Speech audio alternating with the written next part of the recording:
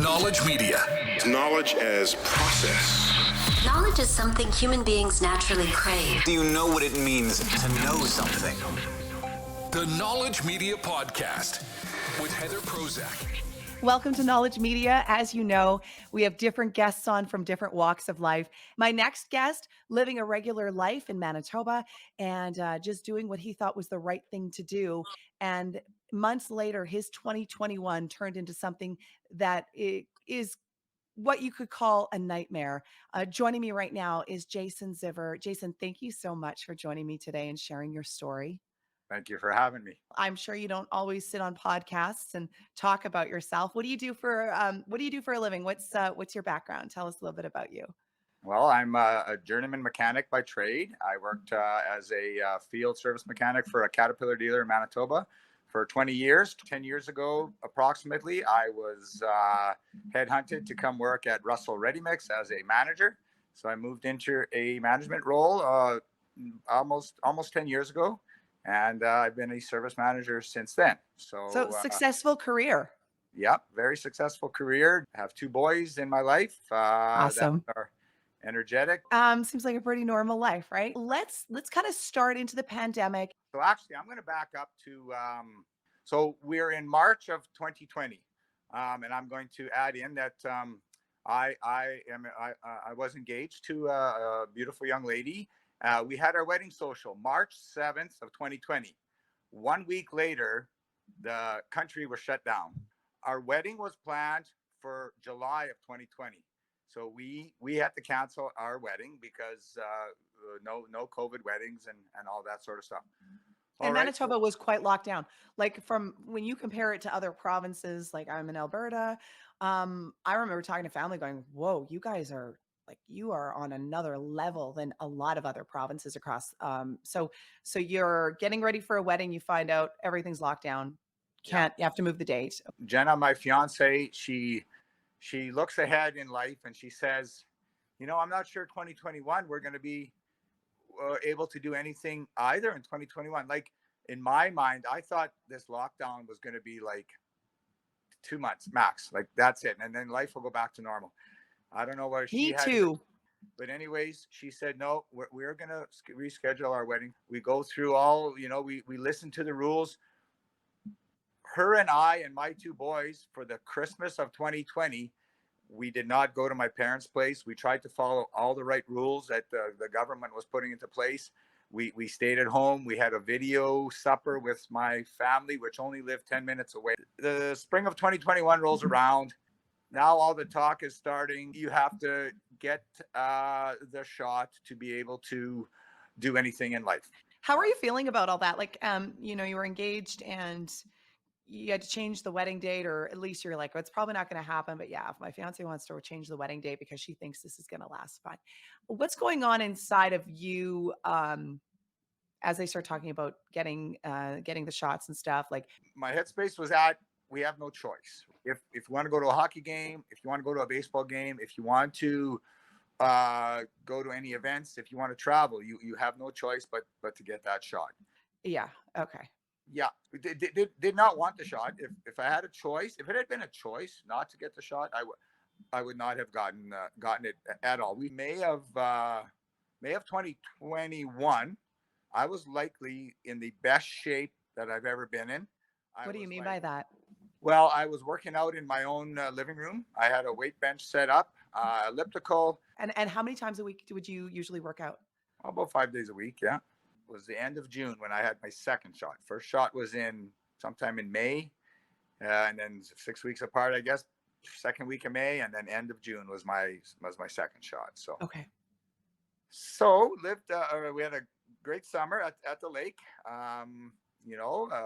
Felt okay.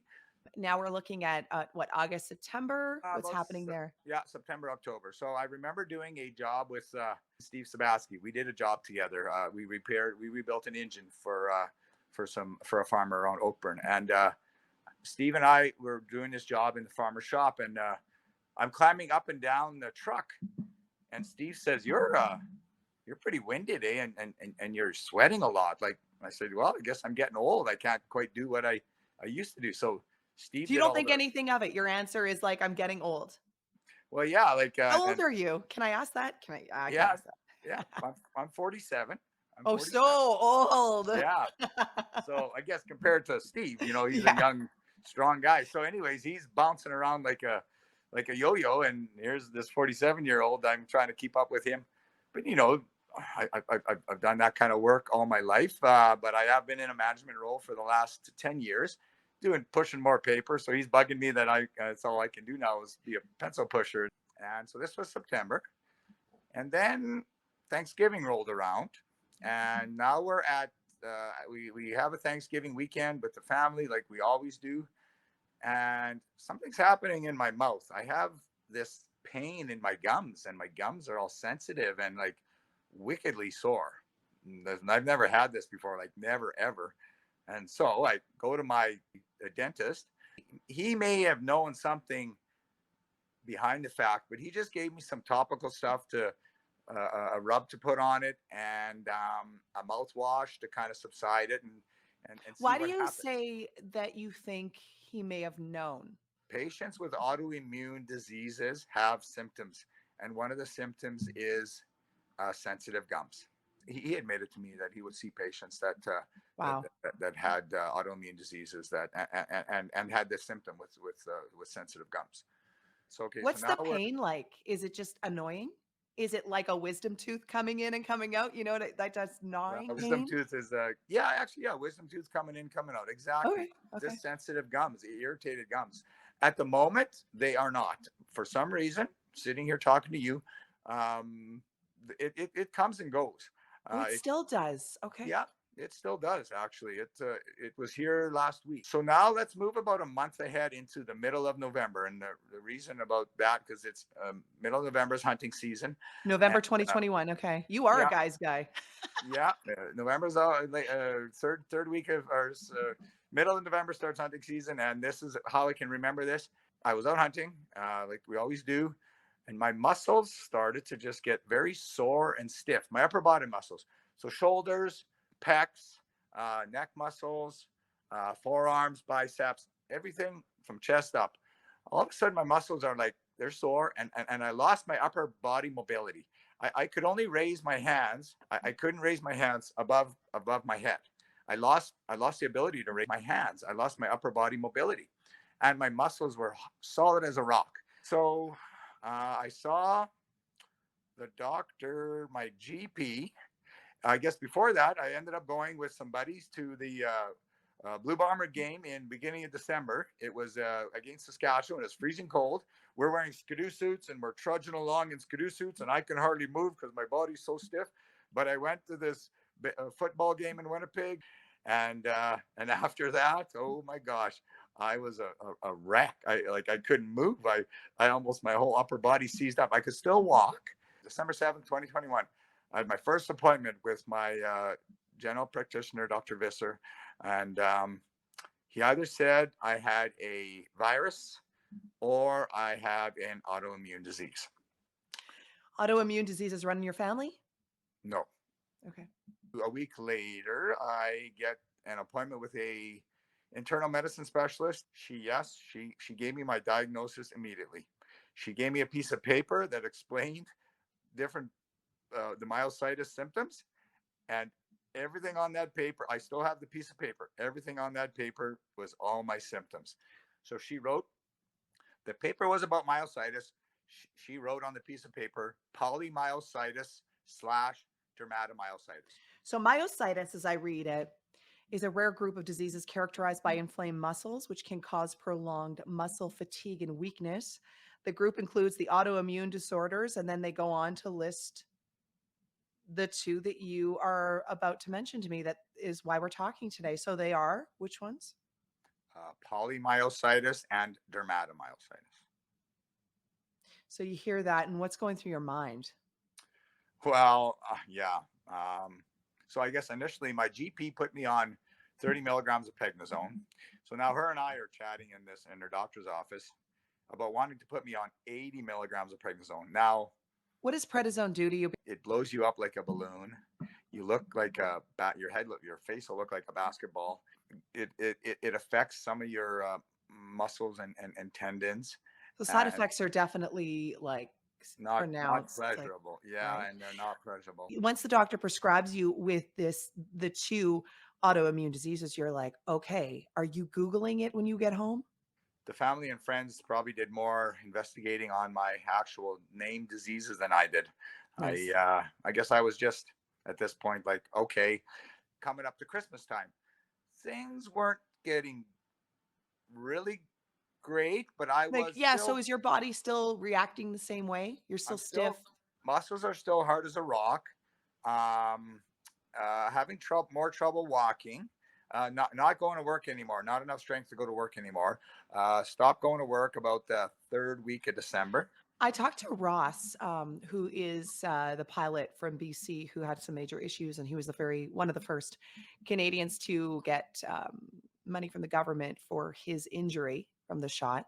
Uh, when you heard his story, was it similar to yours or a little bit different? No, similar. The only thing that I would say was different was he got his symptoms very shortly after his shot. And yours lasted. Yours was longer. Mine You're was a actually couple 3 months, say, till I 3 months saw later. some Okay. symptoms. So I did see the rheumatologist now in Winnipeg on January 13th for the first time. My dad is driving me. I did not drive to that appointment myself. Are you just thinking, oh, I guess I just lapsed into autoimmune diseases? Guess it just happens. I'm 47. Well, no, not at that point, because what I was trying to do was to solve this problem. I asked my rheumatologist to test me for the Epstein-Barr virus, and it did test positive. But she said there's two tests. One says it's sitting there dormant, and one says it's active. She admitted that I did test positive for the Epstein-Barr virus, but that it was not active. Okay, so now we're at the end of January. It's January 25th. I'm sitting on the couch at home, and I'm starting to have a difficulty breathing because your diaphragm in your body is a muscle, and your esophagus is also a muscle, and that muscle is now getting affected as well. And so I can't breathe and I can't swallow. So now we have no choice. We have to go to emergency. Yeah. So January 25th, we go into Brandon emergency, um, and I was admitted. Are you just like, what is happening to me? Like, what, like, do you remember? And if you don't, that's okay. Well, no, absolutely. Like, I was pretty ill, pretty bad shape. Actually, you know what? To be honest, I was ready to go. Something had to change. I was ready to go So to it was bad. Your body was not doing what you needed it to do. Okay. no, and I couldn't stay at home anymore. I had to go to emergency. Yeah, I was given 1,000 milligrams of methylprednisone per day for 3 days. The explanation they gave me was we need to kill off your immune system and then make it start thinking like it has nothing to fight against again. I always want to know the why. Like, are you going like, why do I have this? Why do I have two autoimmune diseases? Like, are you asking the doctors? Are they telling you anything? I asked how I got it, and they said they always said they have no idea how autoimmune diseases start. You have no idea. They have no idea, but it's a trigger that I truly believe. And the shot. So we're at So the beginning beginning of of February. I've taken 2 days of IVIG. I've taken 3 days of methylprednisone. I've got started on my azathioprine, which is the regular drug that I am on now for my autoimmune disease. I'm on 50 milligrams starting at that, and I'm on hydromorphine now. The prednisone starts to, or the IVIG1 starts to blow me up like a balloon.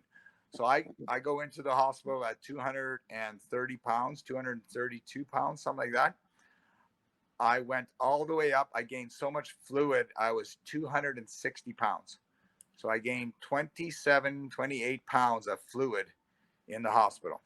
I started getting around. I was, and I guess they seen that I was feeling better. So after being in that hospital that first day for 10 days, they thought they could send me home. In 8 days of being at home, I started shedding all the fluid out of my body from being blown up like a balloon. I lost 40. I went down to 220 pounds at home. So I lost 40 or 217 actually, I think. So 43 pounds just being at home and finally getting rid of all that fluid. I was home for 8 days. Now it's February 13th, the day before Valentine's Day, and I have to go back to emergency. I can't handle this. That stay started a 60-day stay in the Brandon General Hospital. So you go in because you can't breathe again. So you're thinking you're going to go back in the hospital. They're going to do more tests. As I get back to the hospital, my symptoms are worsening. I'm there for, a few days, 4, 5, 10 days, something like that off the start. They did advise me that I have a lump or a node on my right thyroid, your thyroid in your neck.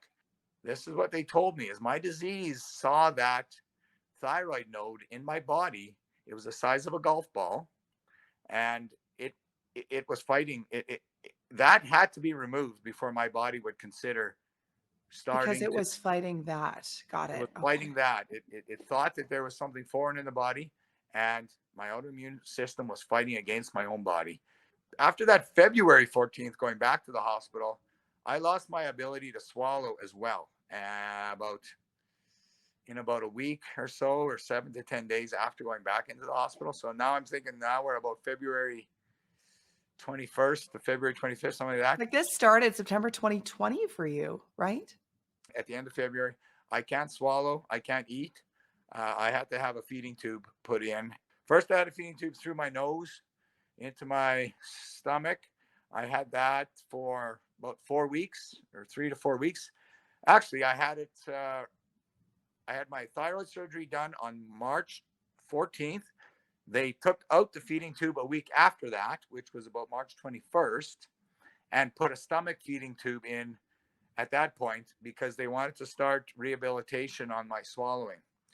And so I went, after they put, about March 21st, they put a feeding tube in my stomach.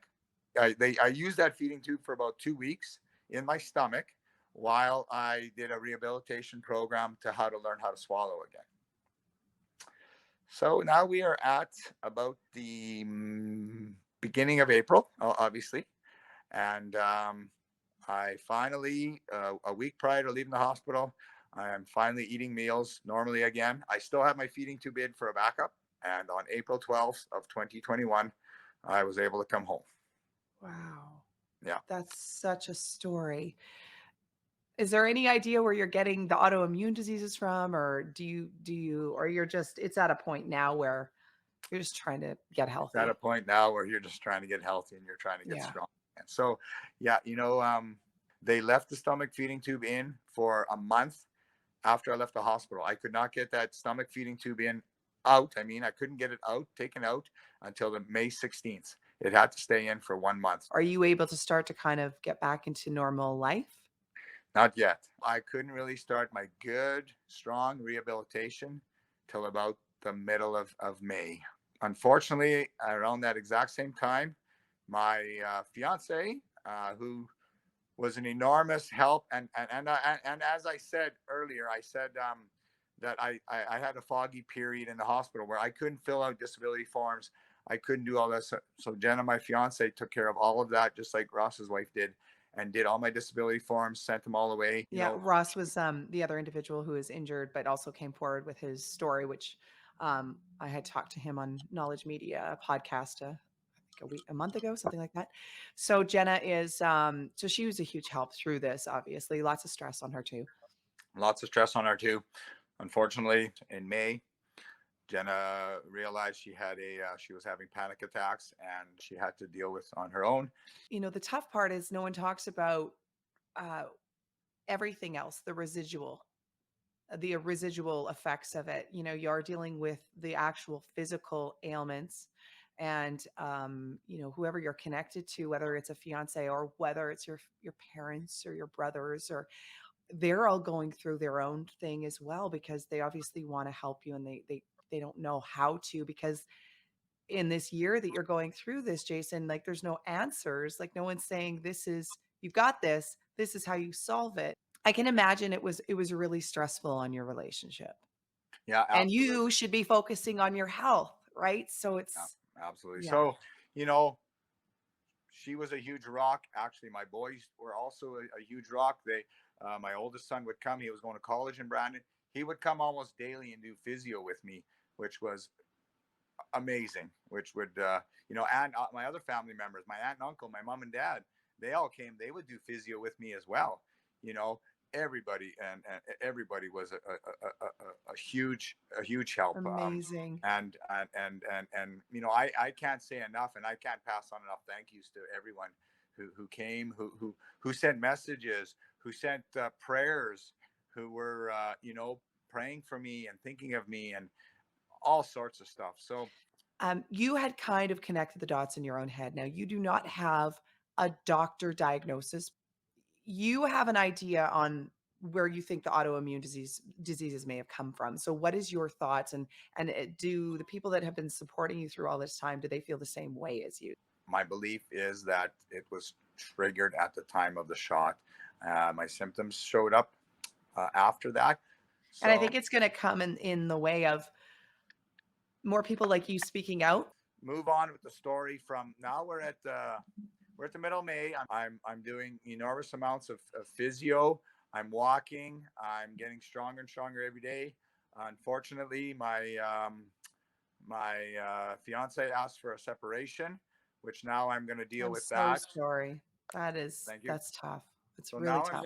now I'm You're gonna kind of pretty stoic when you talk about this, and it's your personality, but that dealing with what you're dealing with and then I getting that on top of it, it doesn't take away what she's gone through, but we're talking about you right now and what you're going through.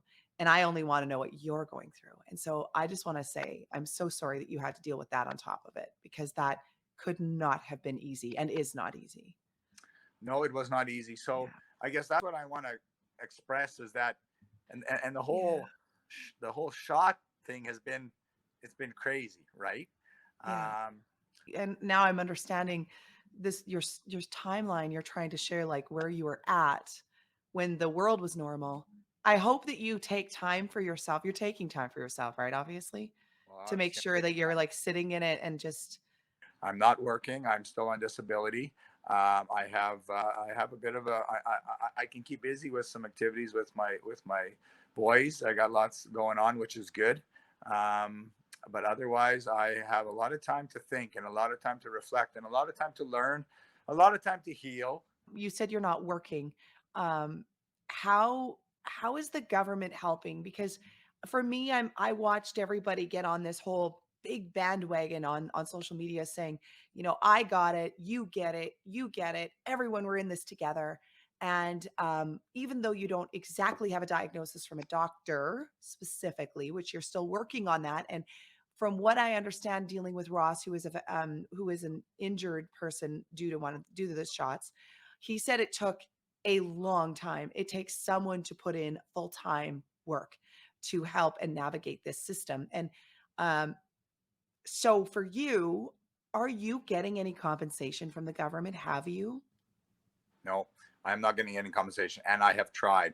So I am getting a small disability package through my work, which equals maybe a third of my net income that I would bring home Yeah, normally. it's probably not enough. Yeah. So I start drawing on my personal RRSPs, which luckily I saved throughout the years. I hear about a program with the federal government called EI disability. So I applied for a EI disability, send in all my application forms, send in all the proper stuff. So they tell me within 28 days they'll give me a answer. I sent it in on March 25th. So 4 weeks go by, no answer. I wait for an extra week. I call them up. Uh, no, it needs to go to a review board. We're not sure if you're eligible for this or not. Beginning of June, I think it was about a month ago from right now, they tell me that my the little bit of third of my net income that I'm getting from my disability from work, because I'm getting that, it's called wage loss income. I don't apply for the EI disability. You're still fighting it. So how many months have you been trying to fight it? 4 months, and now, so they told me in the beginning of June that I would get a call back from someone explaining why I'm not getting it. There was an explanation on the file saying, do not call this gentleman back because he was already explained he's not getting it. So now my only action now is to fill out a dispute form indicating my reasons. If I want anything out of this, I want people to know like how our federal government, well, I guess practically they forced society for all of us to get the shot off the start. I got a disease from it, and now they won't help me out one bit. It would be really nice, and I know that you're going down the medical path and trying to get the diagnosis, so that's the other part of this. You actually need what Ross had, the the pilot from BC who I interviewed. He actually has the diagnosis, but it happened immediately after. So I wonder if that would help you to navigate the system. What do you think? Well, I have gotten the forms that that Ross suggested, the vaccine injury forms, and I have filled out my portion. The other portion is at my family doctor currently. He is on holidays, but he is back this week. I will be questioning him at the beginning of next week to try to get my forms. Can you keep us in the loop on how your story goes? Because I think, Jason, this is just uncharted territory. That's what I'm hearing from anyone that is dealing with autoimmune diseases right now, or what Ross has been dealing with is from when he first got the shot.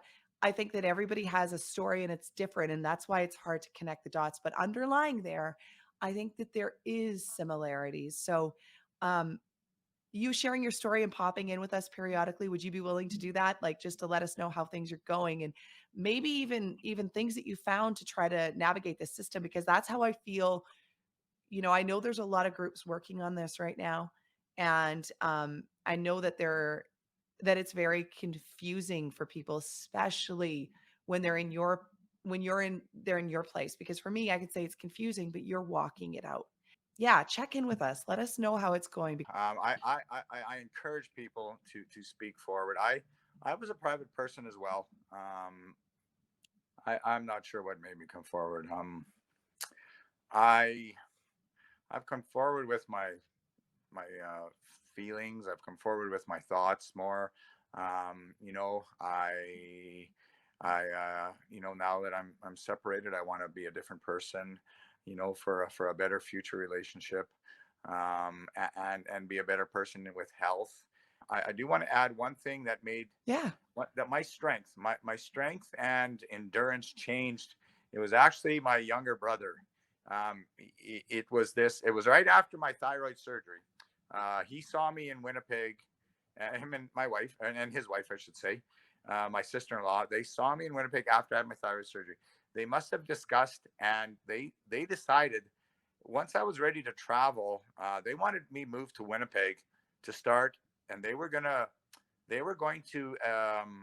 look after a program to get me going, right, to get me better. Wow. Physio, chiro, massage, all the stuff, and they were going to say, as soon as you're ready, we want to move you to Winnipeg, to a hospital here, and we want to bring in services. So I thought to myself, well, okay, now it's time, Jason. You can't, it's great that my brother volunteered to do that, but I really have to start taking care of my health. So to be honest, I did that for myself in the Brandon Hospital. I set up I asked to go to physio downstairs. You have to actually get out of your room, go downstairs. And so On physio. Brandon is a town outside of Winnipeg. So it's about 2.5 hours, 3 hours from Winnipeg. So you decided, because that place is closer to you, you set up those services. Wow. Yeah, and I'm in the Brandon General Hospital as it is. So I said, I'm going to stay here. I'm going to everything that my brother wanted to do for me in Winnipeg. I'm going to try to do that here in Brandon with my. So I arranged physio for myself. I arranged for a chiro to come into the hospital to look after me or to give me treatments. A friend to come in, massage me in hospital, who I still use to this day, and I still use the chiro to this day as well, and any other stuff that I could set up that would get me better. And here I am today.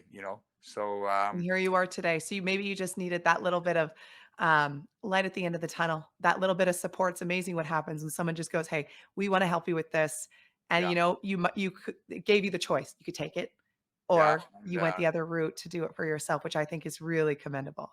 yeah, and that's how I continue now.